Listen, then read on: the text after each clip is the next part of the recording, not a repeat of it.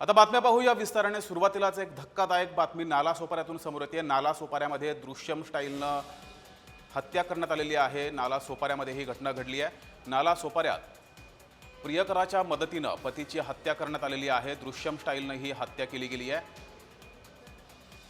पती विजय चव्हाणचा मृतदेह हा घरात गाडला गेलेला आहे। दृश्यम स्टाईलनं नालासोपाऱ्यात ही हत्या केली गेली आहे। कोमल चव्हाण आणि मोनू शर्मा यांचे प्रेमसंबंध होते आणि यातून पतीची हत्या करण्यात आलेली आहे। दोघंही फरार आहेत। बिलालपाडातील ही धक्कादायक घटना आहे। पोलीस या प्रकरणी पुढचा तपास करतायत।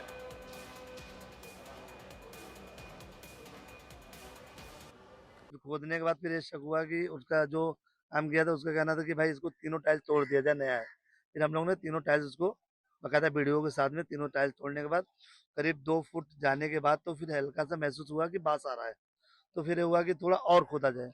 फिर करीब 3 फुट जाने के बाद तो बीच वाले टाइल्स पे कुछ ऐसा लगा कि इसके अंदर कुछ है। तो ऐसा जो टिकाऊ था उससे खींचा गया तो कुछ आया और बांस भरपूर आने लगा। तो उसी पे हम लोग रोक दिए।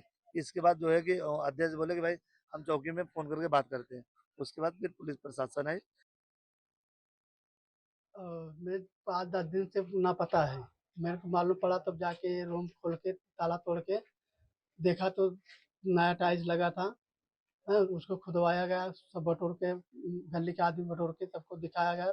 फिर उसके बाद बॉडी मिली, बॉडी शीशे पड़ा है अंदर में। उसके बाद 3 बजे उसकी औरत भाग गई। तर ज्या ठिकाणी ही हत्या झालेली आहे तिथला आढावा घेतलाय आमचे प्रतिनिधी जयराज राजीवडे यांनी। पाहूयात।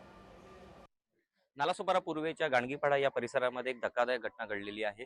32 वर्षीय विजय चौहान नामक एका इसमाची त्याच्याच पत्नीने हत्या करून त्याचा जो शव जो आहे त्याच्याच घरामध्ये पुरलेला पाहायला इथे घटना घडलेली आहे। आम्ही आता त्याच परिसरामध्ये पाहू शकत असाल का ओम साई वेलफेअर सोसायटी नामक ही चाळा आहे आणि या चाळीमध्येच राहणार आहे 32 वर्षीय विजय चौहान नामक इसमाची त्याच्याच पत्नीने हत्या केलेली आहे। ही जी हत्या जी आहे पत्नीने तिच्या प्रियकरासोबत आणि एका आणखी तिसऱ्या व्यक्तीसोबत मिळून ही हत्या केलेली आहे।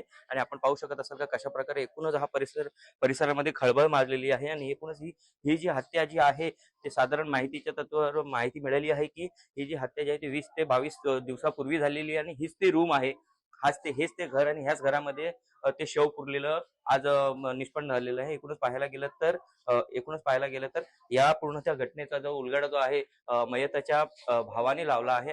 कारण की गेल्या काही दिवसांपासून मयत जो आहे हा परिसरामध्ये दिसून नाही आला आणि त्याच्याशी कोणताही संपर्क झाला नाही। त्याच कारणाने आज जेव्हा त्याचा भाऊ जेव्हा इथे आला आणि त्यानंतर काही संशयास्पद गोष्टी इथे आढळून आल्या त्या घरामध्ये आणि पत्नी जी आहे ती गेल्या 2 दिवसापासून सुद्धा फरार झाली होती त्या प्रियकरासोबत अशी माहिती मिळाली। एकूणच आता पेल्लार पोलीस जी आहे घटनास्थळी दाखल झालेली आहे आणि एकूणच या पूर्णतः हत्येचा तपास जो आहे आता पेल्लार पोलीस करत आहे। जयराज राजीवडे, जयमार्श न्यूज, नालासोपारा।